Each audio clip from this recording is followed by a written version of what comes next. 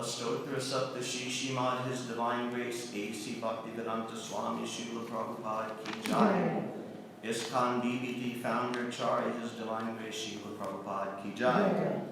Jayam Vishnupad Paramahamsa Purvajak Acharya Stotra Saptashi Shrimad His Divine Grace Srila Bhakti Siddhanta Saraswati Thakur Maharaj Srila Prabhupada Ki Jai.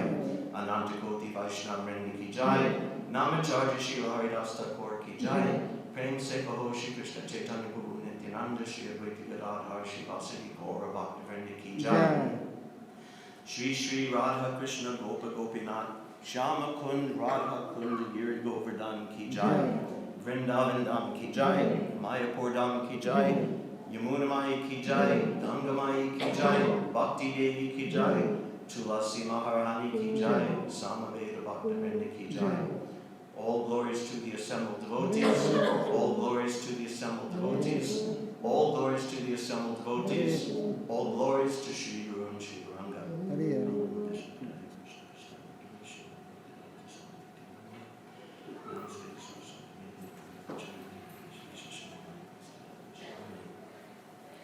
Sarvo Panishado Gavo Dogda Gopalanandana Partho Vatsa Sudhir Bhokta Dugdam Gitam Ritam Mahat.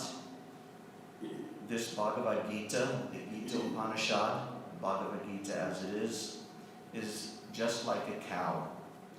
Lord Krishna, who is famous as the protector of the cows, is milking this cow. Arjuna is just like a calf, and learned scholars and pure devotees are meant to drink the nectarian milk of Bhagavad-Gita as it is. Today we're reading from chapter 4, Transcendental Knowledge, starting text 1.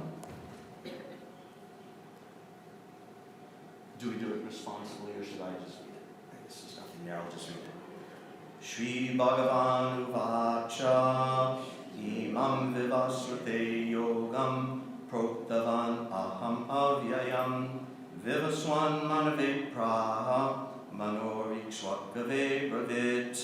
Do enough people know it that we can just do it responsively? Let's try it. Shri Bhagavan Vacha Imam Vivasvate Yogam Proktavan Aham Avyayam Vivaswan Manave Praha Manur Ikshwakave Bravit. Shri Bhagavan Vacha Imam Vivasvate Yogam Proktavan Aham Avyayam Vivaswan Manave Praha Manur Ikshwakave Bravit.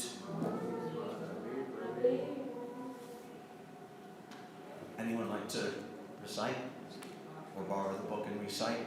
Or should we just move on? I have to see. I have to read it. Have to read it. Yeah. What verse is this? I think it's. Which verse is this? What chapter? 4:1. 4. It's almost like 1. There it is.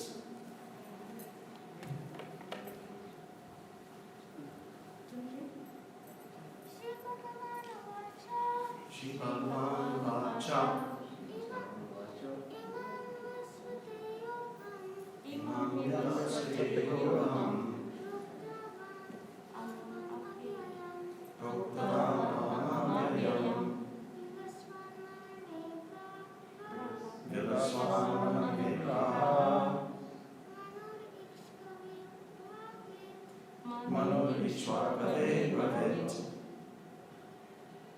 Shri Bhagavan Vacha Shri Bhagavan Vacha Evam Vivasvate Yogam Imam Vivasvate Yogam Proktavam Aham Avyayam Proktavan Aham Avyayam Vivasvan Manave Praha Vivaswan Manave Praha Manur Ikshakave Bravit. Manur Ikshwakave Bravit. Shri Bhagavan Vacha Shri Bhagavan Vacha Imam Vivasvate Yogam Imam Vivasvate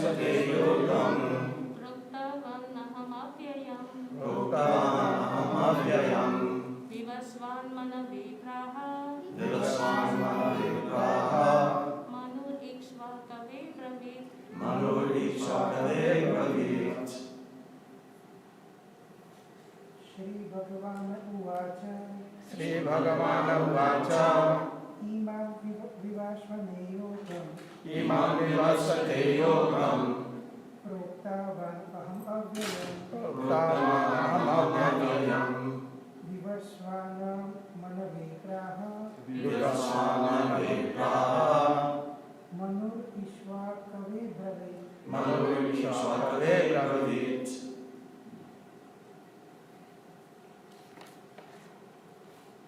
Word for word. Shri Bhagavan Uvacha, Shri Bhagavan Uvacha, the Supreme Personality of Godhead said, the Supreme Personality of Godhead said, Imam, this, Vivasvate, Vivasvate, unto the sun god, unto the sun god, Yogam, the science of one's relationship to the Supreme, the science of one's relation to the Supreme, Proktavan, Proktavan, instructed, instructed, Aham, I, Avyayam, Avyayam, imperishable, imperishable, Vivaswan, Vivasvan, the sun god's name, Vivasvan, the sun god's name, Manave, Manave, unto the Father of mankind, unto the Father of mankind, of the name Vaivaswata, of the name Vivasvata, Praha, Praha, told, Manu, Manu, the Father of mankind, the Father of mankind, Ikshwakave, Ikshvakave, unto King Ikshwaku, unto King Ikshvaku, Agravit, said. Translation. The personality of Godhead, Lord Sri Krishna, said, I instructed this imperishable science of yoga to the sun god Vivaswan, and Vivaswan instructed it to Manu, the father of mankind, and Manu in turn instructed it to Ikshwaku. Purport by His Divine Grace Srila Prabhupada. It's a longish purport. Herein we find the history of the Bhagavad-Gita traced from a remote time when it was delivered to the royal order of all planets, beginning from the sun planet. The kings of all planets are especially meant for the protection of the inhabitants, and therefore the royal order should understand the science of Bhagavad-Gita in order to be able to rule the citizens and protect them from material bondage to lust. Human life is meant for cultivation of spiritual knowledge in eternal relationship with the Supreme Personality of Godhead, and the executive heads of all states and all planets are obliged to impart the lessons to the citizens by education, culture, and devotion. In other words, the executive heads of all states are intended to spread the science of Krishna consciousness so that the people may take advantage of this great science and pursue a successful path utilizing the opportunity of the human form of life. In this millennium, the sun god is known as Vivaswan, the king of the sun, which is the origin of all planets within the solar system. In the Rama Samhita, chapter 5, text 52, it is stated, Yachaksharesha Savita Sakala Grahanam Raja Samasta Suramurti Rishesha Teja Yasya Yayapramati Samritakala Chakro Govindamari Purusham Tamaham Bhajami. Let me worship, Lord Brahma said, the Supreme Personality of Godhead, Govinda, Krishna, who is the original person and under whose order the sun, which is the king of all planets, is assuming immense power and heat. The sun represents the eye of the Lord and traverses its orbit in obedience to his order. Unquote. The sun is the king of the planets, and the sun god, at present of the name Vivaswan, rules the sun planet, which is controlling all other planets by supplying heat and light. He is rotating under the order of Krishna, and Lord Krishna originally made Vivaswan his first disciple to understand the science of Bhagavad-Gita. The Gita is not, therefore, a speculative treatise for the insignificant, mundane scholar, but it is a standard book of knowledge coming down from time immemorial. In the Mahabharata, Shanti Parva 348, text 51 and 52, we can trace out the history of the Gita as follows. Treta yugado cha tato vivaswan manave dado manuscha loka vrityartam sutta yekshvakave dado ikshvakuna cha katito vyapyalokan avastitaha. Quote, in the beginning of the millennium known as Treta Yuga, this science of the relationship with the Supreme was delivered by Vivaswan to Manu. Manu, being the father of mankind, gave it to his son Maharaj Ikshvaku, the king of this earth planet and forefather of the Raghu dynasty in which Lord Ramachandra appeared, unquote. Therefore, Bhagavad-Gita existed in human society from the time of Maharaj Ikshvaku. At the present moment, we have just passed through 5,000 years of Kali Yuga, which lasts 432,000 years. Before this, there was Dwapara Yuga, 800,000 years. And before that, there was Treta Yuga, 1,200,000 years. Thus, some 2,005,000 years ago, Manu spoke the Bhagavad-Gita to his disciple and son Maharaj Ikshvaku, the king of this planet Earth. The age of the current Manu is calculated to last some 305,300,000 years, of which 120,400,000 have passed. Accepting that before the birth of Manu, the Gita was spoken by the Lord to his disciple, the sun god Vivaswan, a rough estimate is that the Gita was spoken at least 120,400,000 years ago, and in human society, it has been extant for 2 million years. It was re-spoken by the Lord again to Arjuna about 5,000 years ago. That is the rough estimate of the history of the Gita, according to the Gita itself, and according to the version of the speaker, Lord Shri Krishna. It was spoken to the sun god Vivaswan because he is also a Kshatriya, and is the father of all Kshatriyas who are descendants of the sun god, or the Surya Vamsha Kshatriyas. Because Bhagavad-Gita is as good as the Vedas, being spoken by the Supreme Personality of Godhead, this knowledge is Opurusheya, superhuman. Since the Vedic instructions are accepted as they are, without human interpretation, the Gita must therefore be accepted without mundane interpretation. The mundane wranglers may speculate on the Gita in their own ways, but that is not Bhagavad-Gita as it is. Therefore, Bhagavad-Gita has to be accepted as it is, from the disciplic succession, and it is described herein that the Lord spoke to the sun god spoke to his son Manu, and Manu spoke to his son Ikshva. This chain of knowledge, this system of parampara, he instructs Vivaswan, and from there it goes down, Vivaswan to Manu, Vivaswat to Manu. Vivaswata just means the son of Vivaswan, and then his son Ikshvaku. And in this way the knowledge goes down, down, down through society. The very end of the purport again. Therefore, Bhagavad-Gita has to be accepted as it is from the disciplic succession. So this is what Krishna does. He comes to this world. We all know yada yada hi dharmasya glanir bhavati bharata, that when religion gets twisted, when religion gets corrupted and lost, then Krishna comes in different ages to reinstate that. And in the next verse, dharma samstakanartaya, he comes to protect the devotees, annihilate miscreants, but especially dharma samstakanartaya, to establish the principles of religion. And he does that by giving this knowledge. But he doesn't just give the knowledge and then go away. Well, he does in one sense, but he doesn't just do that. He gives the knowledge, but he has established a system for the preservation and the distribution of that knowledge, this divya gyan, this transcendental knowledge. Because it's so valuable. Transcendental knowledge is so valuable. Later on in this chapter, Nahi Gyanena Sadrisham Pavitram Liha Vedite. There is nothing so pure, so wonderful, so glorious as transcendental knowledge. So how grateful should we be for Krishna to come and introduce it again when necessary, and not just introduce it, but establishing a program for that knowledge to be preserved, to be carried on. And this program is the parampara system.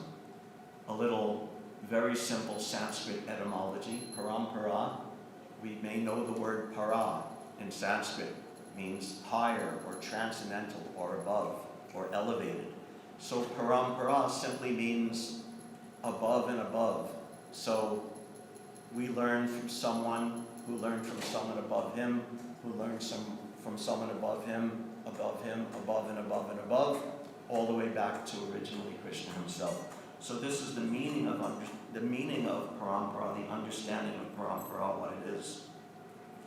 And he comes and he gives this knowledge because it's so valuable, so important, this Raja. And of course, when we're talking about transcendental knowledge, as devotees, we specifically mean the knowledge of devotional service, which is the best part of all transcendental knowledge. Raja Vidyam, Raja Guyam, Pavitramidam Uttamam. It's the king of knowledge, but it's very, very Guyam, it's hidden. No one has denied it, but it's hidden because so many people don't know about it. Raja Vidyam, Raja Guyam, Pavitramidam Uttamam, and it's the purest of all, the most sanctified and pure and purifying of all. Raja Vidyam, Raja Guyam, Pavitramidam Uttamam, Pratyakshavadamam Dharmyam, and by this knowledge you can get direct perception of reality, of Krishna himself, of the nature of this material world, of our own nature as spirit souls. Pratyakshavadamam Dharmyam Susukam Kartam Avayam. And it's such a nice process, such a simple process, and such a happily performed process. The process itself is happy, and the result it gives you is eternal happiness. So how wonderful is it, this parampara system that Krishna has established? Also, not just Vivaswan, there's so many instances of this, going back to the very beginning of Srimad Bhagavatam.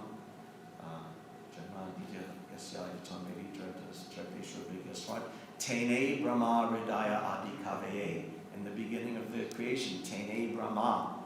Krishna took Brahma, means this transcendental knowledge, this spiritual knowledge, Hridaya Adi Kavye, and he imparted it, he taught it, and instilled it into the heart of Lord Brahma. So this is another case. And there's so many. There's Vivaswan to Manu to Ichwaku. There's Lord Brahma, and then he taught it to so many others, most notable of which is Narada Muni. And he taught it to so many others, most notable of which is Vyasadeva, which actually in the morning Bhagavatam class, we're just approaching that nice part of the Bhagavatam where Vyasadeva is going to accept instruction from Narada Muni, and then down Madhvacharya, and then the Gaudiya line coming down from Lord Chaitanya and the six Goswamis, down to Bhaktivinoda Thakur, and ultimately our own Srila Prabhupada, and all of Prabhupada's disciples and grand disciples as well. So many instances, and there's four important ones that we've heard about. The one coming from Lord Brahma, a parampara system coming from Lakshmi Devi, from the four Kumaras, and from Lord Shiva himself. So all of these different paramparas are there, and the essence is the same, to take that transcendental knowledge that Krishna has given and to preserve it and distribute it. Now, this transcendental knowledge of Krishna consciousness, knowledge of the Supreme Personality of God, it is so important, so vital, and much of it is, or at least a percentage of it is intuitive. Many people can understand that we're not this body. Many people understand that there must be a God in this world. I remember myself, even as a very young child,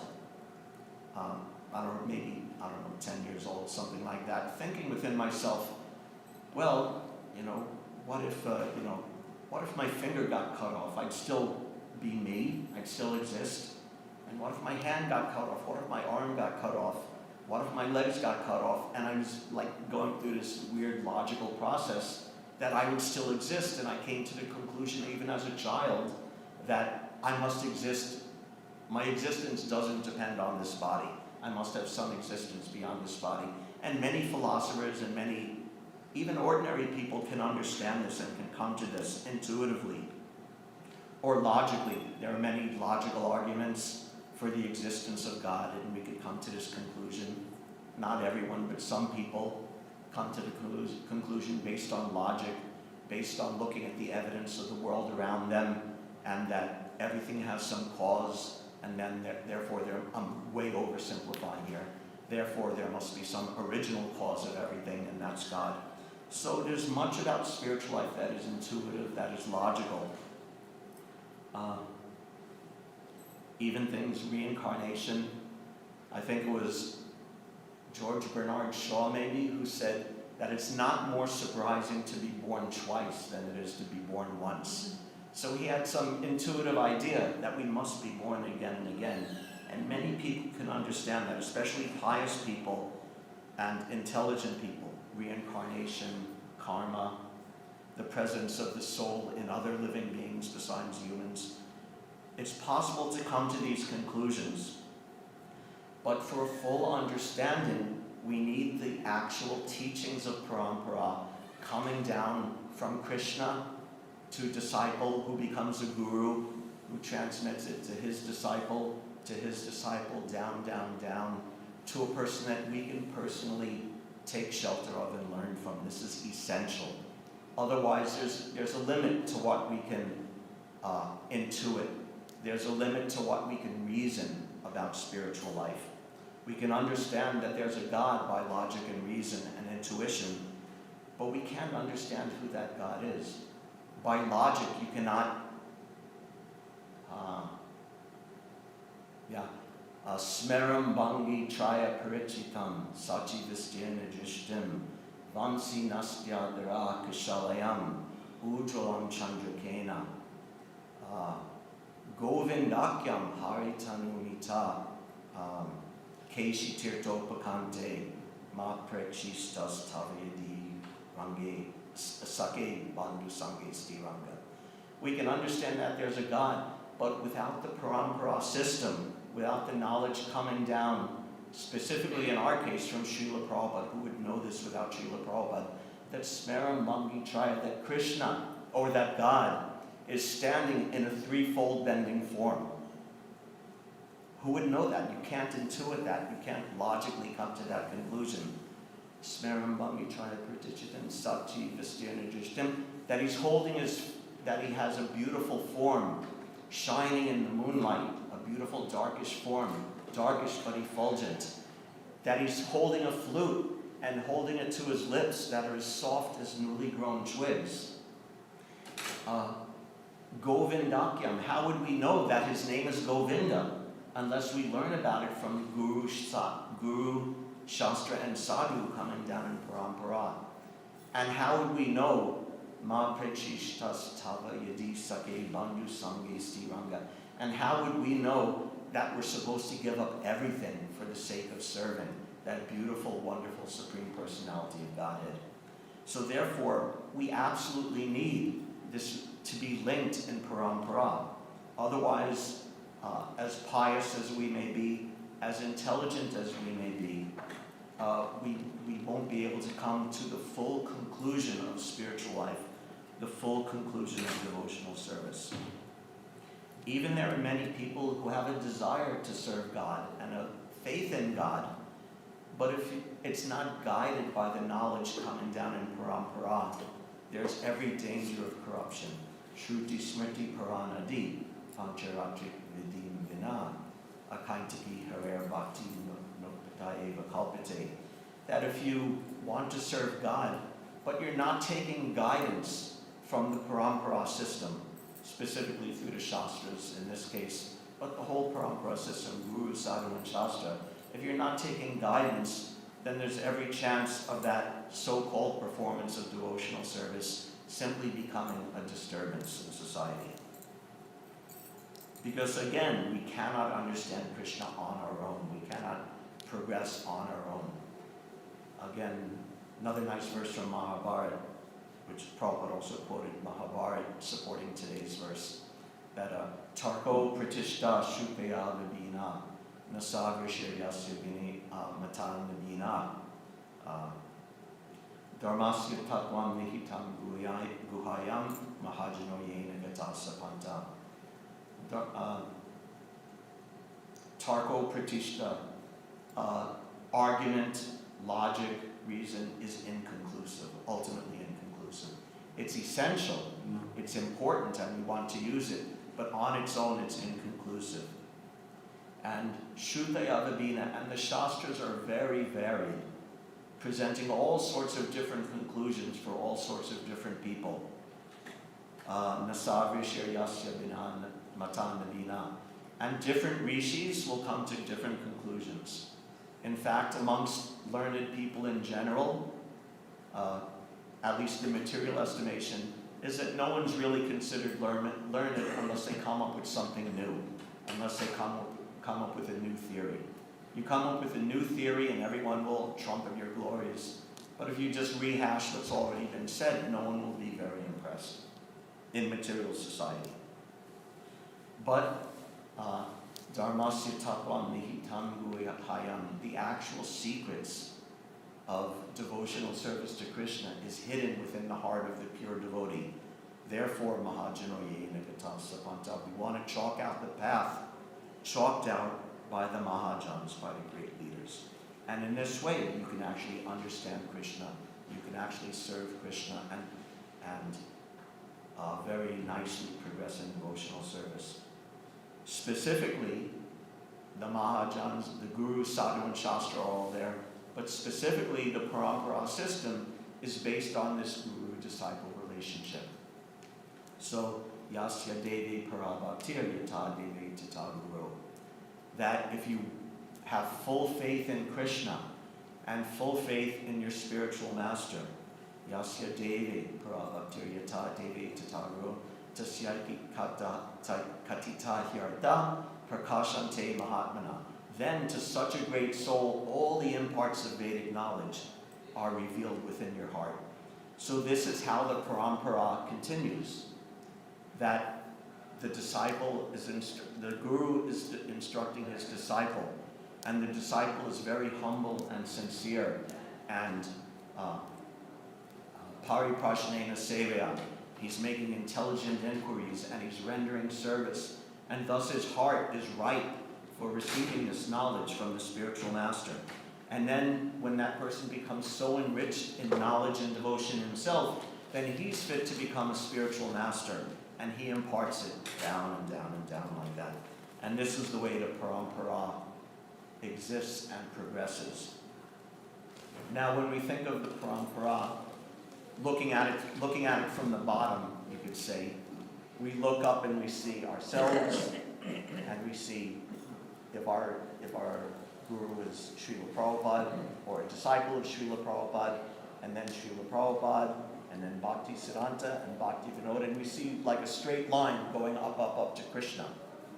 But there's also a bird's eye view of the parampara system, where you have, in our example, in our lineage, Lord Brahma at the top, and he instructed so many people, and each of those, Narada among them, but many others, also instructed others, and they instructed others, and down, and this way it's not just a straight line going up, but it's a branching, I don't know what the word is, coming down, distributing to many, many people, and in this way devotional service is supposed to spread all over the world, all over the universe in this way. Just like if you read in the Chaitanya Charitamrita about the branches of the Chaitanya tree, that this devotee was this branch, and this other great devotee was this branch, and in this way there's so many people absorbing the teachings of Chaitanya Mahaprabhu and spreading it around and around and around. And I can't say with any knowledge or authority how many of those lineages are present today, but that's the idea, that we wanted to spread and branch. Srila Bhakti Siddhanta had many disciples, and others of them are also preaching and spreading Krishna consciousness. but among them Srila Prabhupada is unique, and his contribution in size and quality and effect on the world is unmatched. I think I could say that totally unbiased and with some authority that it's true. But we want it to spread, and Srila Prabhupada has his disciples, and they'll have their disciples, and it'll spread and spread and spread like that. And this is what we want. We want this knowledge to spread, and we want everyone to be qualified as disciples and then qualified as gurus.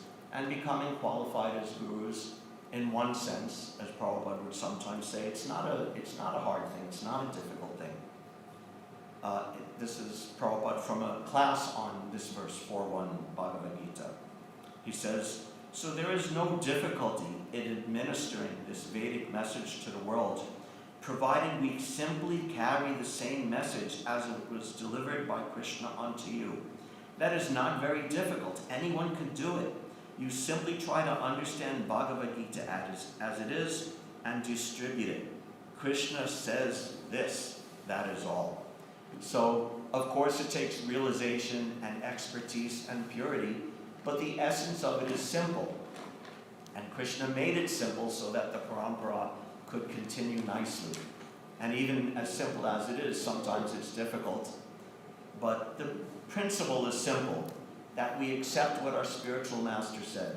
And because he accepted what his spiritual master said, and ultimately coming from what Krishna said. And again, we want to understand it deeply. We're allowed and encouraged to question and discuss, even argue respectfully, to get a deeper and deeper understanding. And in this way, the process carries on. And this is for everyone. Guru is not just some big and rare thing on a pedestal, but this guruship is for everyone. Yare dekatare kaha Krishna upadesh, amara gyaya guru hana tara edesh. That everyone on the order of Chaitanya Mahaprabhu, you become a guru and instruct the people around you. So everyone you meet, you tell them about Krishna. That means you're a guru. There's different types of guru, different levels and understandings of guru. But basically, you're instructing people about Krishna. Become a guru and do that. And carry on and preserve the sacred parampara system. And this, I'll backtrack a little bit. In this transmission of transcendental knowledge, again, we don't just need theoretical knowledge. We don't just get it just by reading books. Like that, we actually need a person to direct us. And I'll tell a story from my own past. Long ago, in a previous yuga, I was the pujari in Boston Temple.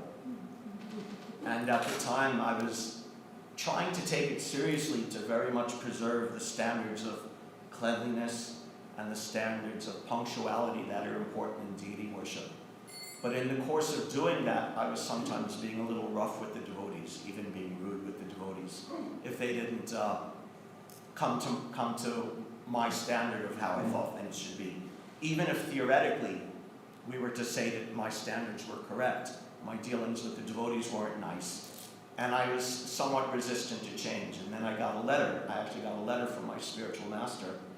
And he told me, I've been getting reports that you've been rude, you've been not treating the devotees nicely. He said, this is an incorrect understanding. Worshipping the devotees is as important or more important than worshipping the deities. So, in one sense, I knew that. I had read Chaitanya Charitamrita and the story of Krishnadas Kaviraj and his brother. There was some story that there was a pujari who was worshipping the deities, and then a great devotee, Miniketan Ramdas, came, and that pujari, instead of greeting and welcoming and worshipping that devotee, he ignored that devotee, he neglected that devotee in the name of his pujari service. And Krishnadas Kaviraj actually took that as a great offense. And the very next day he left for Vrindavan. So I knew that story. I'd heard that. I had read that. I had read Bhagavatam, 10th canto, that, how's that start? that what's that verse about the Prakrita Bhakta? That Archaya me vahareye, pujam yashadaye hate, natad bhakteshu chanyeshu, sabhakta prakrita smrita. I knew that verse, that the neophyte devotee, he worships the deity in the temple, but he doesn't know how to respect the devotees. So I had read that, but still I needed someone to tell me, you are doing wrong. You're being a nonsense. You need a person to do that. Arjuna himself, how intelligent, how qualified is Arjuna? But Krishna had to come and say, and this is Prabhupada's words. Prabhupada said that Krishna told Arjuna, you are damn fool number one. That no pandit, no learned person behaves and thinks and argues the way you are. And Prabhupada said that means indirectly he was saying, you're damn fool number one. So we need that.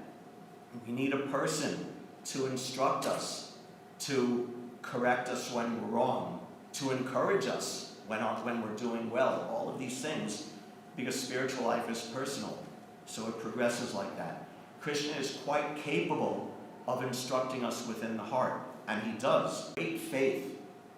Nityam, constantly. Grinatas cha swacheshitam. And by your own strenuous personal endeavor, you absorb these instructions and practice these instructions. Then kalena nati dirgena, within a very short span of time, Bhagavan Vishate Riddhi, that Krishna himself will personally appear within your heart. And then pravishta karnaranjena swanam bhavasuroruham dunoti shamalam krishna shayalilasyatasharat. And when those instructions from the Shastra and from the spiritual master, karnaranjena, enter within the holes of your ear.